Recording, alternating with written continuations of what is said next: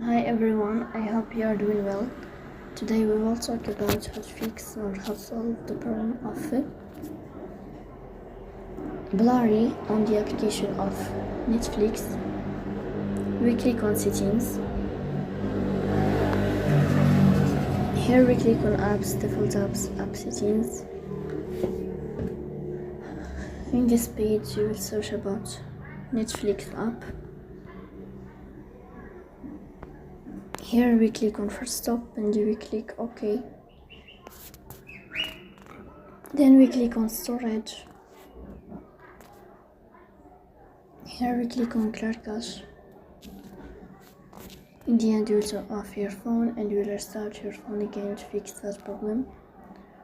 So please don't forget to support us by like and subscribe. See you next time and thank you for your watching and your attention.